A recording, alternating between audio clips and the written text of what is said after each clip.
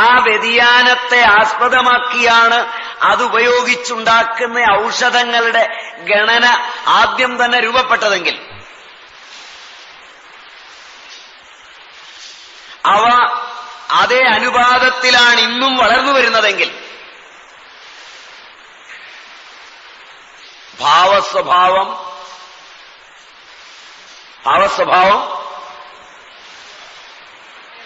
നിത്യമാണ്.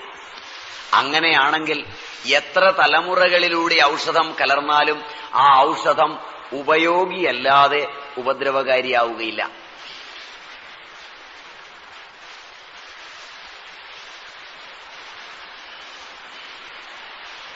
ഇതാണ് രണ്ടും തമ്മിലുള്ള താരതമ്യത്തിലെ അന്തരം. ഇങ്ങനെ പറയുന്നത് ഇഷ്ടമാവുമോ എന്നെനിക്കറിയില്ല. ഇങ്ങനെ പഠിക്കാൻ താല്പര്യമുണ്ടോ? ഇങ്ങനെ അടിസ്ഥാനപരമായി പഠിച്ചു പോകാൻ താല്പര്യമുണ്ടോ? അങ്ങനെ തന്നെ എടുക്കണോ നല്ലത്? അപ്പൊ ഈ ഓരോ ചെടിയും എടുത്താൽ, ഓരോ ജീവിയെയും എടുത്താൽ, ഇതുപോലെ തന്നെ അന്നത്തെ മനുഷ്യൻ അന്ന് അവന്റെ ഭാവത്തിന്റെ സ്വഭാവം, അവനിലെ ദ്രവ്യ സ്വഭാവം ഇന്നും അനുസ്യൂതമാണ്. അവന്റെയും, അതായത് രോഗിയോ ആരോഗ്യമുള്ളവനോ ആയി പ്രകൃതിയോടിണങ്ങാൻ പോകുന്ന മനുഷ്യന്റെ സ്വഭാവവും അവൻ ഉപയോഗിക്കുന്ന ഈ ജീവി സമൂഹത്തിന്റെ സ്വഭാവവും അന്നത്തെ പോലാണ് ഇന്നും തുടരുന്നത്. എന്ന് പറഞ്ഞാൽ നിങ്ങളും ഞാനും നൂറ്റാണ്ടുകളിലൂടെ പരിണമിച്ചു വന്നപ്പോൾ കണ്ണുകൊണ്ട് കേൾക്കുകയും ചെവി കൊണ്ട് കാണുകയും ചെയ്യാനായില്ല. കണ്ണിൽ രൂപം നിലനിൽക്കുകയും ആ ഇന്ദ്രിയത്തില് അഗ്നി ഗുണമായിരിക്കുകയും ചെയ്യുന്നു. അതിന്റെ ഗുണമായ അഗ്നി മാറുന്നില്ല. വായു ത്വക്കിലിരിക്കുന്നു. ഗ്രഹങ്ങളും അതിഗ്രഹങ്ങളും എന്ന് പറഞ്ഞു പഠിക്കുമ്പോ, ഇന്ദ്രിയങ്ങളും ഇന്ദ്രിയാധിഷ്ഠാതൃ ദേവതകളും പഠിക്കുമ്പോ, ഇന്ദ്രിയം എന്ന് പറഞ്ഞാൽ ശ്രോത്രം ഒരു ഇന്ദ്രിയമല്ല. ശ്രോത്രം അതിന്റെ ബാഹ്യമായ ചട്ടയാണ്. അതിനകത്താണ് ശ്രോത്രേന്ദ്രിയം ഇരിക്കുന്നത്, കാഴ്ച ശക്തിയായി. അതുകൊണ്ടാണ് ചെവി ഉണ്ടെങ്കിലും കേൾക്കാത്തവന് ശ്രോത്രേന്ദ്രിയമില്ല. മനസ്സിലായില്ല? ചെവി കിട്ടിയതുകൊണ്ട് കേൾക്കാനാവില്ല, കണ്ണുള്ളത് കൊണ്ട് കാണാനാവില്ല. അപ്പൊ ഗ്രഹങ്ങളും അതിഗ്രഹങ്ങളും ഇന്ദ്രിയങ്ങളും ഇന്ദ്രിയാധിഷ്ഠാതൃ ദേവതകളും സമഞ്ജസമായിരിക്കണം. അപ്പൊ അങ്ങനെ ആവുമ്പോ ആ ഓരോ ഇന്ദ്രിയങ്ങളിലും അടങ്ങിയിരിക്കുന്ന ധാതുവിന്റെ കൽപ്പനയ്ക്കൊത്ത് കാണുക, കേൾക്കുക, തൊട്ടറിയുക, മണത്തറിയുക, നക്കിയറിയുക എന്നിങ്ങനെയൊക്കെ ഉണ്ടാവും. ഈ സ്വഭാവമൊന്നും പഴയ മനുഷ്യനിൽ നിന്ന് പുതിയ മനുഷ്യനിൽ മാറ്റമുണ്ടാക്കിയിട്ടില്ല. ശരിയല്ല? ഇങ്ങനെയല്ല ഇന്ദ്രിയങ്ങളുടെയൊക്കെ സ്വഭാവം. അപ്പോ അധിഷ്ഠാതാവായിരിക്കുന്ന മനുഷ്യനിലും അവന്റെ ചുറ്റുപാടിലും ഭാവത്തിന്റെ സ്വഭാവത്തിന് മാറ്റമില്ലാതെ നിത്യതയുള്ളതിനാൽ ആ നിത്യതയുള്ള ദ്രവ്യവും നിത്യതയുള്ള ദ്രവ്യ സ്വഭാവവും നിത്യതയുള്ള അവനിലെ ദ്രവ്യ സ്വഭാവവും ചേർന്ന് പ്രവർത്തനക്ഷമമാകും. അത് നിത്യമാണ് എന്ന് സാരം.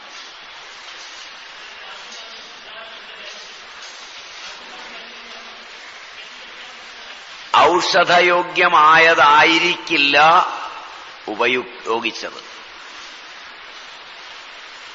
ഔഷധയോഗ്യമായതായിരിക്കില്ല ഉപയോഗിച്ചത്. കാലികമായ ഒരു പരിണാമം കൊണ്ട് മാത്രം ഉപയുക്തമായതായിരിക്കും ഉപയോഗിച്ചത്. കാലികമായ ഒരു പരിണാമത്തിനുപയോഗിക്കാവുന്നവ ഔഷധഗണനയിൽ എന്നേക്കുമായി പെടുത്തിയാൽ ജനങ്ങളുടെ അറിവിൽ ആ ഔഷധം തങ്ങി നിൽക്കുമ്പോൾ ഔഷധം പ്രയോഗിക്കുവാൻ പറഞ്ഞുകൊടുക്കുന്നവനെ വിട്ട് അറിവുള്ളവനാണെന്ന് സ്വയം പരിചയം കൊണ്ടെത്തിയവൻ പോയി പ്രയോഗിക്കുമ്പോൾ അപകടങ്ങളെ ഉണ്ടാക്കുകയാൽ അവയ്ക്ക് ഔഷധം എന്ന് പേരിട്ടുകൂടാ. നീണ്ട സെന്റൻസ് ആയതുകൊണ്ട് ഞാൻ പിരിക്കണോ? നീണ്ട സെന്റൻസ് ആയതുകൊണ്ട് ഞാൻ പിരിക്കണം. കാരണം നീണ്ട സെന്റൻസ് വരുമ്പോ അപ്പതിലേക്ക് എന്റെ ബോധവും അവിടെ നിൽക്കില്ല. അതുകൊണ്ടാണ് ആ ചോദ്യം നല്ല ചോദ്യമാണ്. അങ്ങനെയാണെങ്കിൽ എന്തുകൊണ്ടാണ് സ്വാമിജി ആദ്യത്തെ ഉദാഹരണത്തിൽ പറഞ്ഞ പെൻസിലിൽ അതല്ലേ ഉദ്ദേശിക്കുന്നത്? അല്ലേ? അതിനുള്ള ഉത്തരം, ഒരൗഷധം ഒരു കാലഘട്ടത്തിൽ ഉപയോഗിക്കുന്ന ജനത അവൻ ഉപയോഗിച്ച് പ്രവർത്തനക്ഷമമാണെന്ന് കണ്ടാൽ അവൻ അതിന്റെ ലാഭത്തെ ഓർത്ത് അതിന്റെ പ്രാക്ടീഷണർ, അതിൽ അടങ്ങിയിരിക്കുന്ന ഘടകങ്ങളെ അറിയുന്നവനും ഉപയോഗക്ഷമമാണെന്ന് പറഞ്ഞവനുമായ ആചാര്യനെ വിട്ട്,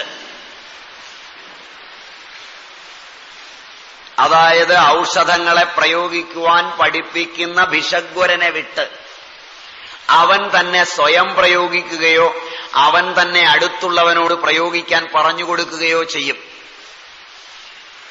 ശരിയാണ്.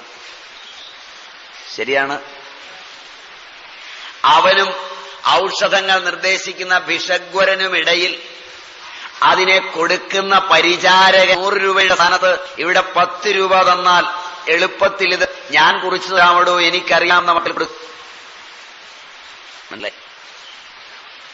ഒരു സ്ഥലത്ത് കൊടുത്ത് പ്രവർത്തനക്ഷമമായി മാത്രം ചെയ്യുന്നത് അതിന്റെ ഘടനകളെയും അത് ശരീരവുമായി ചെയ്യുമ്പോൾ എങ്ങനെയും കൃത്യമായി അറിയാത്ത ലൈസൻസ് ഉള്ള ഭിഷഗ്വരൻ ലൈസൻസ് മാത്രം ഹേതുവായി മറ്റുള്ളവർക്ക് കൊടുക്കും. മനസ്സിലായി? അലെണ്ണം പറഞ്ഞു. സ്വയം പ്രയോഗിക്കും. 2 പ്രവർത്തനക്ഷമമാണെന്നുള്ള അറിവിൽ നിന്ന് അതിന് കൊടുക്കും. 3 അതിനിടയിൽ വരുന്ന പരിചാരകൻ കൊടുക്കും. 4 അതിനെപ്പറ്റി എല്ലാ അംശങ്ങളും അപകടങ്ങളും പഠിക്കാത്ത ഭിഷഗ്വരൻ തന്നെ കൊടുക്കും.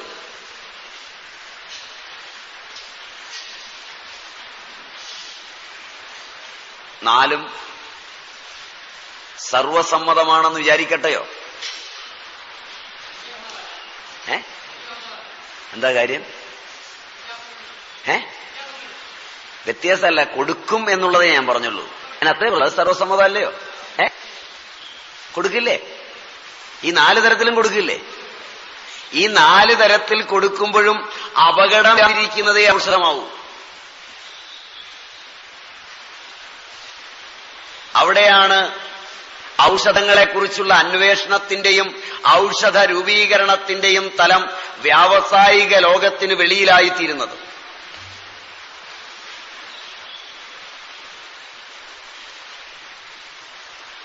ജനജീവിതത്തിന്റെ വേവലാതികളുടെയും കഷ്ടപ്പാടുകളുടെയും ഇടയിൽ,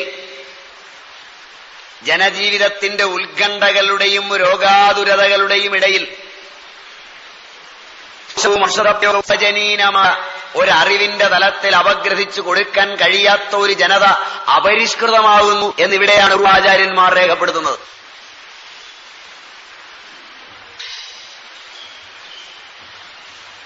എന്നെ നിങ്ങളുടെ നിശബ്ദത പേടിക്കൊണ്ടാണ് ഒരുമിച്ചിരിക്കുന്നത്. അല്ല, എനിക്ക് ആ നിശബ്ദത പേടിയാണ്. അതിന്റെ വിഷമം ശരിയാണല്ലോ എന്ന് അംഗീകരിക്കാനുള്ള വിഷമം, ശരിയല്ലാതെയുള്ള വിഷമമല്ല.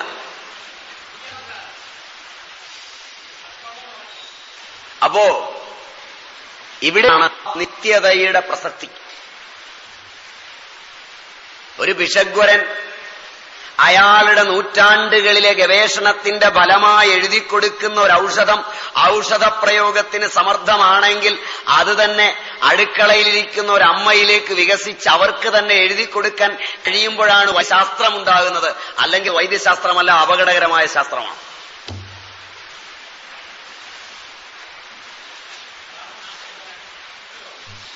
ഞാൻ അങ്ങനെയൊന്നും പേരിട്ടില്ല. ഇതേതെങ്കിലും ഒരു പേറ്റന്റിന്റെയോ ഏതെങ്കിലും ഒരു ദീർഘകാല പഠിത്തത്തിന്റെയോ ലൈസൻസിന്റെയോ കാലമായി മാറിയാൽ ആ ലൈസൻസ് ഉള്ളവരുത്തിയാലും സമാജത്തിനൊന്നും ചെയ്യാനാവില്ല. ഔഷധത്തെയും ഔഷധ പ്രയോഗത്തെയും എല്ലാ ലൈസൻസുകളിൽ നിന്നും മോചിപ്പിക്കുവാനും ഔഷധപ്രയോഗം എവിടെ തെറ്റിയാലും അത് ഔഷധമല്ലെന്ന് പരക്കെ അംഗീകരിപ്പിക്കുവാനും കഴിയുമ്പോഴാണ് പരിഷ്കൃതമായൊരു സമൂഹം സംജാതമാകുന്നതെന്ന് ചരക സുശ്രുതാദികൾ.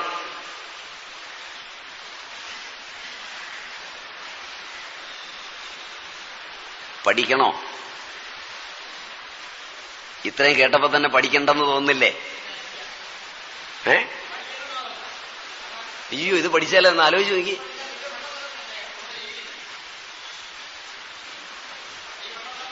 അവിടെ ഞാൻ ഒറ്റ ക്ലാസ് തീർത്തേക്കാമെന്ന് വെച്ചത്. ഇത് അടിസ്ഥാനപരമായിട്ട് അടിച്ചു പഠിച്ചാൽ ഇതിൽ ഓരോ സൂത്രവാക്യം എടുത്ത് പഠിക്കാൻ തുടങ്ങുമ്പോ നമ്മളെ കൊണ്ടുപോകുന്നത് വളരെ അപകടത്തിലേക്കാണ്. അയത്നലളിതമായി ഒരൗഷധമാണതെന്ന് പറഞ്ഞൊരാൾ ചൂണ്ടിക്കാണിച്ചാൽ അത് അയത്നലമാനുള്ള സാമർഥ്യം അതിനെ പരിചയപ്പെടുന്നവൻ ഉണ്ടാവുകയും അത് രൂപപ്പെടുത്തി കഴിക്കുമ്പോൾ യാതൊരു അപകടവും വരാതിരിക്കുകയും അതവനെ അവന്റെ ഇക്കാല ജീവിക്കുക്രമല്ല തലമുറകളിലേക്ക് അവൻ കൈകാണ പാരമ്പര്യ ജനിതകങ്ങളെപ്പോലും ആരോഗ്യമുള്ളതാക്കി തീർക്കുകയും ചെയ്യുമ്പോഴാണ് അത് ഔഷധയോഗ്യവും ഔഷധവുമാകുന്നത്. ഇതിന്റെ നിർണായകങ്ങളും സങ്കീർണങ്ങളും സംവേദനക്ഷമതങ്ങളുമായ പഠനങ്ങളാണ് തക്ഷിലയിലും വിക്രമശിലയിലും ഒക്കെ നടന്നതിന്റെ രജതരേഖകളായ ധന്വന്തരി നിഘണ്ടുവും ഭാവപ്രകാശ നിഘണ്ടുവും ഒക്കെ എല്ലാം പിന്നീട് വന്ന പഠനങ്ങളൊക്കെ. ഞാൻ ആദ്യത്തെ കുറെ എണ്ണത്തിന്റെ പേര് പറഞ്ഞുള്ളൂ. പേര് പറയാൻ തുടങ്ങിയാൽ നിങ്ങൾ എഴുതിയാലും തീരാത്തോണ്ട് ഓർമ്മയേൽക്കുന്നില്ല. കാരണം ഇതിന്റെയൊക്കെ പേര് പോലും പറ്റില്ലാത്ത എത്ര ബൃഹത്തായി ഇതറിവ് ഒന്നോ രണ്ടോ പുസ്തകം വല്ലതും ആണോ? എത്ര ആചാര്യന്മാർ, എത്ര പുസ്തകങ്ങൾ വരെ കിടക്കുന്ന. മണ്ഡോദരി രാവണൻ ഉപദേശിക്കുന്നതാണ് ബാലചികിത്സ തന്നെ. രാവണനാണുമായ പ്രകാശത്തിന്റെ അർക്കങ്ങൾ കൊണ്ട് ഈ ഭൂമിയിലെ രോഗങ്ങൾ ഇറങ്ങിത്തിരിക്കുന്ന പ്രകൃത പ്രക്രിയ നീണ്ട ഹോമിയോപ്പതിയിലേക്ക് പോലും നിങ്ങൾക്ക് വലിച്ചരച്ചു കൊണ്ടുപോകും അർക്കങ്ങളെ. പ്രിന്റഡായി തന്നെ കിട്ടുന്ന പുസ്തകമാണ്. രാവണൻ എന്ന് പേരിട്ടിട്ടുണ്ടെങ്കിലും പുസ്തകത്തിന്റെ പേര് കേട്ട് പേടിക്കേണ്ട. പുസ്തകം ഇല്ലാത്തതാണ്, കേട്ടുകേൾവിയാണ്. ഏതോ പുരാണത്തിൽ എഴുതിയിരിക്കുന്ന അല്ല കേട്ടോ. അർക്കപ്രകാശം വാങ്ങിക്കാൻ കിട്ടുന്നതാണ് മലയാളത്തിൽ വരെ പ്രിന്റ് ചെയ്തിട്ടുള്ള പുസ്തകം. ഞാൻ ഈ പറയുന്ന കാര്യങ്ങളൊക്കെ നിലവിലുള്ളത് മാത്രം. കേട്ടുകേൾവികളും ബാക്കിയുള്ളതും ഇപ്പൊ ഇവിടെ പറയുന്നില്ല. കാരണം നാളെ നിങ്ങൾ ചോദിച്ചാൽ എടുത്ത് കാണിക്കാവുന്ന സാധനമേ പറയാവൂ.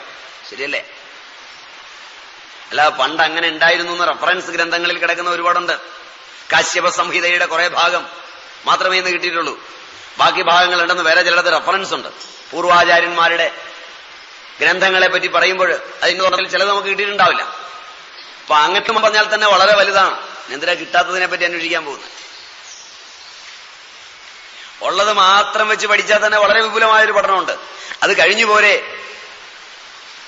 ഇല്ലാത്തതിനെ പറ്റി അന്വേഷിക്കാൻ. എന്റെ ഉപ്പുപ്പൊക്കെ ആന ഉണ്ടായിരുന്നു എന്നല്ല, ആന ഉണ്ട് ഇപ്പോഴും. മറ്റേതൊക്കെ ഈ മതപ്രസംഗത്തിന് പറ്റിയ സാധനമാണ് അല്ലേ? പണ്ട് ഭാരതീയർ അങ്ങനെ ഗംഭീരന്മാരായിരുന്നു. ഇപ്പൊ ഒന്നുമില്ല കേട്ടോ. അതല്ല ഈ സാധനം. ഇപ്പൊ ഉള്ള സാധനമാണ്.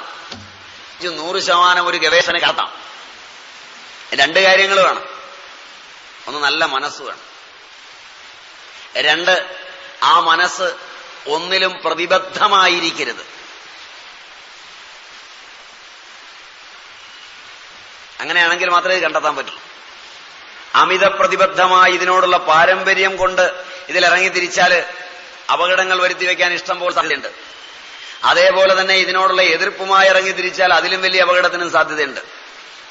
പകരം ഒരു ശാസ്ത്രത്തെ സമീപിക്കുന്ന ബുദ്ധിയോടെ സമീപിച്ചാൽ ബോധ്യപ്പെടുന്ന ഒട്ടേറെ കാര്യങ്ങളുണ്ട്. അതിലൊന്നാണ് ഈ പറഞ്ഞത് ഭാവ സ്വഭാവ നിത്യത. ഏതാണ്ട് പിടിപ്പി ഒരു സാമാന്യം. കാരണം അന്നത്തെ മനുഷ്യപ്രകൃതി തന്നെ ഇന്നും അന്നത്തെ സസ്യങ്ങളും അന്നത്തെ ജന്തുക്കളുടെ അവശിഷ്ടങ്ങളും ഒക്കെ അതേ ഗുണങ്ങളോടുകൂടിയാണ് ഇന്നുമുള്ളത്. അതെടുത്ത് പ്രയോഗിച്ചാൽ അതുപോലെ. അതുകൊണ്ടാണ് പണ്ടുപയോഗിച്ച സസ്യങ്ങളൊക്കെ എടുത്തു കൊടുക്കുമ്പോ അതൊന്നും ഇന്ന് പുതുതായിട്ട് ഗവേഷണം ചെയ്യാൻ കണ്ടുപിടിച്ചൊന്നുമല്ല. ഈ ഔഷധങ്ങള് നഷ്ടപ്പെടുന്ന ഗവേഷണങ്ങളേ ഉള്ളൂ. ഞങ്ങൾക്കൊക്കെ R&D, റിസർച്ച് ആൻഡ് ഡെവലപ്മെന്റ്, അങ്ങനെ ഒരു ഡിപ്പാർട്ട്മെന്റ് ഉണ്ട്. അതിനകത്ത് ഒരിക്കലും തൊട്ടിട്ടില്ലാത്ത ഒരു പിറ്റും ബ്യൂററ്റും 2 അനലിറ്റിക്കൽ കെമിസ്റ്റും 4 വൈദ്യന്മാരും. കെമിസ്റ്റ് വൈദ്യനെ കസേരയിരുത്തിയിട്ട് പറയും ഇങ്ങോട്ട് നോക്കണ്ട, നിങ്ങൾ നോക്കിയാൽ ശരിയാവില്ല. കെമിസ്ട്രി ചെയ്യുന്നൊന്നും ശരിയല്ല എന്ന് വൈദ്യനും പറയും. ഇത് കേരളത്തിലെ ഏത് വൈദ്യസ്ഥാപനത്തിൽ ചെന്നാലും കാണുന്ന ഒരു കാര്യം. വൈദ്യന്റെ ലൈസൻസ് ഇല്ലാതെ ഉണ്ടാക്കാൻ പറ്റില്ല കെമിസ്റ്റ്. കെമിസ്റ്റ് ഉണ്ടാക്കുന്ന രീതിയാകട്ടെ വൈദ്യൻ അംഗീകരിക്കില്ല. കാരണം കെമിസ്ട്രിനെ സംബന്ധിച്ചിടത്തോളം സ്വർണം അക്വാ റീജിയയിൽ ലയിപ്പിച്ചിട്ട് സാരസ്വാരിഷ്ടം കെട്ടാൻ പറ്റുള്ളൂ. അക്വാ കെമിക്കലിൽ ലയിപ്പിച്ചു വരുന്ന സ്വർണമല്ല സാരസ്വാരിഷ്ടത്തിൽ ധന്വന്തരീയർ എഴുതി വെച്ചിരിക്കുന്നത്. ധന്വന്തരി ശിഷ്യന്മാർക്ക് വേണ്ടി ഉണ്ടാക്കി കൊടുത്തതാണ് സാരസ്വാരിഷ്ടം. അതിന് കായ്ച്ചു നിൽക്കുന്ന ശതാവരിയുടെ കിഴങ്ങാ വേണ്ടേ. കടയിൽ അങ്ങാടി കടയിൽ ചെന്ന് 1000 കിലോ ശതാവരി കിഴങ്ങ് വാങ്ങിക്കുമ്പോൾ കടക്കാരനോട് ചോദിക്കുക ഇത് കായ്ച്ചതാണോ എന്ന് ചോദിച്ചാൽ ആവോ എനിക്കറിയില്ല എന്ന് പറയും. ശരിയല്ലേ? ശരിയല്ലേ? കായ്ച്ചു കഴിഞ്ഞിട്ടുള്ള ശതാവരിയുടെ കിഴങ്ങിലേ ഗുണമുള്ളത് അഭാവ സ്വഭാവ നിത്യത. അത് കായ്ക്കുന്നതിന് മുമ്പ് എടുത്താലോ അതിന്റെ വീര്യത്തിനും വിഭാഗത്തിനും ഒക്കെ വ്യത്യാസം ഉണ്ടാവും. ഇത് എവിടുന്നാ എടുക്കണ്ടേ അതും പറഞ്ഞിട്ടുണ്ട്. അധികം മനുഷ്യ സഞ്ചാരമുള്ള വഴികളിൽ നിന്നൊന്നും എടുക്കരുതെന്ന് പറഞ്ഞിട്ടുണ്ട്. മരുന്നുകളിലെ 90% വഴിയിൽ നിന്നേ പറിക്കാൻ പറ്റുള്ളൂ. വല്ലവനും പറമ്പിൽ കയറി പറിച്ച തല്ലുമായി. മരുന്ന് പറിക്കുന്നവർ എവിടുന്നാ പറിക്കുന്നത്? കുറുന്തോട്ടിയൊക്കെ ഈ തൊടുപുഴയിലെ സ്റ്റേറ്റ് ഹൈവേയുടെ സൈഡിൽ നിന്നൊക്കെയാണ് പറിച്ചുകൊണ്ട് പോകുന്നത്. ശരിയല്ലേ?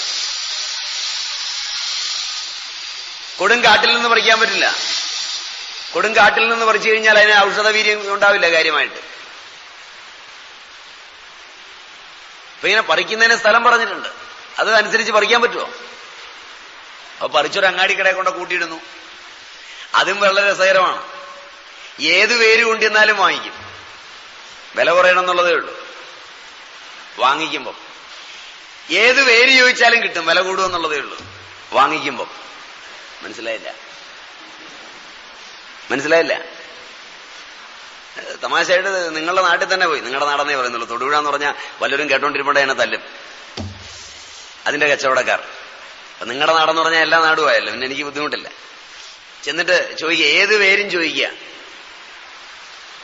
നിങ്ങളെ എടുത്തു തരുന്നവന്റെ ബന്ധുവാണെങ്കിൽ അവൻ ചിലപ്പോ പറയും, കാരണം നിങ്ങൾ അവന്റെ ബന്ധു ആയതുകൊണ്ട് അപകടം വേണ്ട ഇല്ല എന്ന് പറയും. അപ്പൊ കസേരയിലിരിക്കുന്ന മുതലാളി പറയും, എന്താടാ മരുന്ന് വെച്ചോണ്ട് കൊടുക്കുക. ആ രണ്ടാമത്തെ തട്ടിൽ താഴെ ഇടവശത്തിരിക്കുന്ന പിന്നെ എടുത്തു കൊടുത്തിട്ട് കണ്ടില്ലാത്ത സാധനമാണ്. ഇത് കുറിച്ചു തന്നവനെ കാണിച്ചാലോ അയാള് വളരെ രസകരമായ ഉത്തരം പറയാ, ഏതാണ്ട് ഇതുപോലെ. കാരണം അയാളും കണ്ടിട്ടില്ല. ഇതല്ലെന്ന് പറയല, ആണെന്ന് ഉറപ്പിച്ചു പറയല. ആണെന്ന് പറഞ്ഞാൽ തന്നുള്ള അറിവ് കുഴപ്പത്തിലായി. അപ്പൊ അല്ലെന്നും ആണ് കണ്ടനും അല്ല, അത്ര ചക്കിയല്ല. മനസ്സിലായില്ല? ഇവിടെ ശാസ്ത്രം ഉണ്ടാവില്ല. ഈ കെമിസ്ട്രും ഇവരും ഒന്നും ഇതിന്റെ ശാസ്ത്രത്തെ വളർത്തുകയില്ല, വളരുകയുമില്ല. ഇവിടെ ആ ഭാവസ്വഭാവ നിത്യത അറിഞ്ഞ് അതിനെ തന്റെ അറിവാക്കി മാറ്റിയ ഒരു സമൂഹത്തിന് മാത്രമേ ഈ ശാസ്ത്രത്തെ മുന്നോട്ട് കൊണ്ടുപോകാൻ പറ്റൂ. പ്രതിബദ്ധതയിൽ അധിഷ്ഠിതമാണ് ഈ അറിവിന്റെ ലോകം. അതുകൊണ്ടാണ് പൂർവാചാര്യന്മാർ ഇതിനെ വൈയക്തിക സമീക്ഷയിൽ നിന്ന് സാമൂഹ്യ സമീക്ഷയിലേക്ക് വികസിപ്പിച്ചത്. ഞാൻ ആ പദം പറഞ്ഞപ്പോൾ മനസ്സിലായി എന്നായിരിക്കാം. ഇതിനെ ഒരു വൈയക്തിക സമീക്ഷയിൽ നിന്ന് സാമൂഹ്യ സമീക്ഷയിലേക്ക് അറിവിനെ പ്രാചീനർ വികസിപ്പിച്ചു എന്ന് പറഞ്ഞാൽ പൗരാണിക കാലത്ത് എന്ന് പോകണ്ട, 50 കൊല്ലം മുമ്പ് വരെ ഇതിന്റെ സാമാന്യമായ വിവരം ജനതയ്ക്കുണ്ടായിരുന്നു. മനസ്സിലായില്ല? ഈ അറിവിന്റെ സാമാന്യ തലം ജനതയ്ക്ക് തന്നെ ഉണ്ട്. അവന് കണ്ടാൽ കുറെ ഔഷധം അറിയാം, നിത്യപ്രയോഗത്തിനുള്ള ഔഷധം. ഇപ്പോ ആടലോടകം, അതിന്റെ വേരുവിലയൊക്കെ കണ്ടാൽ അറിയാം അമ്മമാർക്കൊക്കെ. ഇന്നറിയില്ല, കാരണം ആടലോടകം വലുതും ചെറുതുമുണ്ട്. ഇതുപോലൊക്കെ ഇരിക്കും. ചിറ്റമൃത് കണ്ടാൽ ചിറ്റമൃതാണോ തിരിച്ചറിയില്ല. കാരണം എല്ലാത്തിനും ഡ്യൂപ്ലിക്കേറ്റും ട്രിപ്ലിക്കേറ്റും ടെട്രാപ്ലിക്കേറ്റും വരെ പ്രകൃതി ഉണ്ടാക്കി വെച്ചിട്ടുണ്ട്. പിന്നെന്ത് ചെയ്യും? പ്രകൃതി വശമല്ല, ഡ്യൂപ്ലിക്കേറ്റിൽ മനുഷ്യനേക്കാൾ വളരെ സാമർഥ്യമുള്ളതായി പ്രകൃതി. സകല വസ്തുവിന് ഡ്യൂപ്ലിക്കേറ്റ് ഉണ്ട് ഭൂമി. പ്രകൃത്യ സകല വസ്തുവിന്റെയും അങ്ങനല്ലേ എന്ന് പറയണ്ടേ? അല്ലേ? ഒന്നും രണ്ടുമില്ല, 6-7 എണ്ണം ഒരേ തരത്തിലുണ്ട്. ഇതിലേതാണ് സാർത്ഥകമായത്? ആ അറിവാണ് ജനതയ്ക്ക് കിട്ടേണ്ടത്. അതാണ് പണ്ട് കൊടുത്തിരുന്നത്. അപ്പൊ ആരെപ്പെടുത്ത് പ്രയോഗിച്ചാൽ പ്രയോഗക്ഷമമായിരിക്കുകയും ഏത് ദേശത്തെടുത്ത് പ്രയോഗിച്ചാലും പ്രയോഗക്ഷമമായിരിക്കുകയും ഏത് കാലപ്രയോഗക്ഷമമായിരിക്കുകയും ചെയ്യും. ഒരവധ വിജ്ഞാന ശാഖ അപ്പുറം അത് ഇരിക്കുന്ന തലമുറകളിലേക്ക് അപകടമില്ലാതാകുന്ന ഒരു ഉദാഹരണം പറഞ്ഞോട്ടെ. നിങ്ങളുടെ വീട്ടിലൊക്കെ എന്നിട്ട് ഒരു 80-90 വയസ്സുള്ള തള്ളമാരെ കാണുക, ഒരു 70 മുകളിലേക്ക്. 70 കഴിഞ്ഞ തള്ളമാരെ തൊടുപുഴ പ്ലേസ് ഒരു സെൻസസിന് വിധേയമാക്കുക. നാളെ മുതൽ തുടങ്ങിക്കോളൂ. നിങ്ങളൊരു ഒരു സംഘടന ഉണ്ടാക്കിയിട്ട് തുടങ്ങിയാലും മതി. രസകരമാണ് പഠിക്കാൻ. ഒരു 10 പേര്, ആയുർവേദ വൈദ്യൻ, ആധുനിക വൈദ്യശാസ്ത്രത്തിന്റെ വൈദ്യൻ, അലോപ്പതി എന്ന് പറയരുതെന്നുള്ളതാണ് അത് കളിയാക്കി പറയുന്ന മറ്റേ രോഗം എന്ന പദത്തിനർത്ഥം. അതുകൊണ്ട് ആധുനിക വൈദ്യശാസ്ത്രം എന്ന് പറയാം. അത് ആയുർവേദൻ, ഒരു ഹോമിയോപ്പതി വൈദ്യൻ, ഒരു അധ്യാപകൻ, ഇങ്ങനെ കുറെ പേരൊന്ന് ചേരുക. പല വാക്ക് ഓഫ് ലൈഫിൽ നിന്നുള്ളവർ എന്നല്ലേ എന്ന് പറയണ്ടേ. അവരൊന്നിച്ച് ചേർന്നിട്ട് ഒരു സെൻസസിനിറങ്ങാം. ഒരു 60-70 കഴിഞ്ഞ അമ്മമാരെ, എന്നിട്ട് അവരുടെ തലമുറയിൽ എത്ര പേരെ നിങ്ങൾ അന്വേഷിക്കുമ്പോൾ യൂട്രസ് റിമൂവ് ചെയ്തു നോക്കുക, ഓവറി റിമൂവ് ചെയ്തിട്ടുണ്ടെന്ന് നോക്കുക. അവരുടെ ജീവിത പ്രശ്നങ്ങളൊന്ന് പഠിക്കുക. വെള്ളം കൊമോ ഈ പ്രായത്തിലും, വെട്ടാമോ പ്രായത്തിലും, ഈ പ്രായത്തിലും കഞ്ഞി കുനിഞ്ഞ സാധനം കശേരു തെറ്റോ 60 കഴിഞ്ഞവരെ, 60-ന് താഴെ ഒരു 40 വയസ്സ് വരെ പ്രായമുള്ള 20 വർഷത്തെ ജീവിതമുള്ളവരെ വീണ്ടും പഠിക്കാം. അതിലെത്ര പേർ ഇങ്ങനെയുണ്ട്? മാറ്റിയവരിൽ എത്ര പേർക്ക് ആരോഗ്യപരങ്ങളായ പ്രശ്നങ്ങൾ സങ്കീർണമായുണ്ട്, അല്ല ഗുണപരമായുണ്ട്? ഇതൊക്കെ റിമൂവ് ചെയ്തപ്പോ, ഈ വേണ്ടാത്തതൊക്കെ എടുത്തു കളഞ്ഞപ്പോ കുറെ കൂടെ ആരോഗ്യം കൂടിയിട്ടുണ്ട്. പ്രശ്നങ്ങളൊന്നുമില്ല, മാനസിക രോഗങ്ങളൊന്നും അവരെ തീണ്ടുന്നില്ല. അവർ നല്ല സ്വഭാവമുള്ളവരും നല്ല പെരുമാറ്റമുള്ളവരും കുടുംബം നന്നായി കൊണ്ടുപോകുന്നവരുമാണ്. അല്ല, അവരാണ് മാനസിക പ്രശ്നം കൂടുതലുള്ളവർ, കുടുംബത്ത് സ്വസ്ഥത ഇല്ലാതാക്കുന്നവർ. ഇങ്ങനെ ഏതു വിധത്തിലാണെന്ന് വെച്ചാൽ അത് ടാബുലേറ്റ് ചെയ്യാം. ദെൻ 40-നും 20-നും ഇടയിൽ പ്രായമുള്ളവരെ എടുക്കുക, അതിലുകൊണ്ട് റിമൂവ് ചെയ്തവർ പല കാരണങ്ങളാൽ. അവരുടെ ആരോഗ്യ പ്രശ്നങ്ങളും ചുറ്റുപാടുകളും പഠനവിധേയമാക്കുക. 20-ന് താഴെയുള്ളവരെയും ചിലരെ എടുത്തു കളഞ്ഞിട്ടുണ്ട്. പേടിക്കണ്ട, സംശയിക്കണ്ട. ഒരു 10-20 പേരെ അതും കിട്ടുന്നത്. അവരുടെ പ്രശ്നങ്ങളും പഠനവിധേയമാക്കുക. പഠനവിധേയമാക്കിയാൽ പഴയ രീതിയിലുള്ള ജീവിതക്രമവും അന്നത്തെ പ്രസവ ശുശ്രൂഷകളും അന്നത്തെ പ്രസവാനന്തര ശുശ്രൂഷകളും അന്നത്തെ പ്രസവ പൂർവ ശുശ്രൂഷകളും അവയുടെ പാർശ്വഫലങ്ങളും, സൈഡ് എഫക്ട്സ്, പാർശ്വഫലങ്ങളും അവയുടെ ഗുണങ്ങളും ദോഷങ്ങളും നിങ്ങൾക്ക് ടാബുലേറ്റ് ചെയ്യാൻ കഴിയും. ആധുനികങ്ങളായ ഔഷധ പ്രയോഗങ്ങളുടെ പാർശ്വഫലങ്ങളും മേന്മകളും കൊട്ടിഘോഷിക്കുന്ന പോലെയുള്ളതാണോ എന്നുള്ളതും പഠിക്കാൻ കഴിയും. അവ ജനിതക പഠന രീതിയിലേക്ക് കൊണ്ടുപോകുമ്പോൾ ഈ മരിക്കാൻ പോകുന്ന പ്രായമായ ഈ തലമുറ പൗരാണിക രീതിയിൽ ജീവിച്ചതിൽ നിന്ന് വരുന്ന അടുത്ത ജനിതകങ്ങള് ഒരു മോണിറ്ററിലൂടെ കൃത്യമായി ജനറ്റിക്കൽ പഠനങ്ങൾക്ക് ജനിതക വിജ്ഞാനത്തിന് വിധേയമാക്കി അതിലെ എത്ര ജനിതക കോശങ്ങൾ രോഗാതുരമാണെന്നും ആ കോശങ്ങൾ അടുത്ത ജനിയിൽ എങ്ങനെയെല്ലാം രോഗാതുരമായി തീരുമെന്നും എത്രത്തോളം ജനിതക വിജ്ഞാന ശാഖയിൽ പൗരാണികത ആരോഗ്യപൂർണമാണെന്നും പഠിക്കാൻ കഴിയും. ഉത്തരം ഞാൻ പറയുന്നില്ല.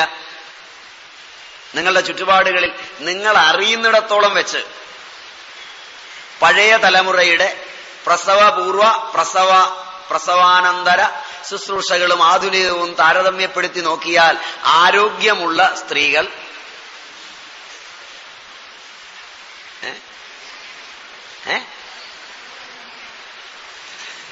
60 വയസ്സിന് മുകളിലുള്ളവരാണ്.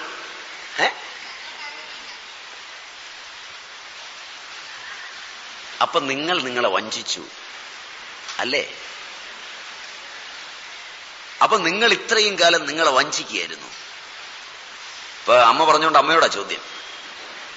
കാരണം ആരോഗ്യം അവർക്കാണെന്ന് അറിഞ്ഞിട്ടും അതാണ് ഉത്തമ മാർഗമെന്ന് അറിഞ്ഞിട്ടും അത് വേണ്ടാന്ന് വിചാരിച്ച് സ്വീകരിച്ച് ആ മനോധർമ്മം എന്താണ്? ഉത്തരം പറയണല്ലോ. ചോദ്യം മനസ്സിലായില്ല? എന്റെ ചോദ്യം മനസ്സിലായില്ല?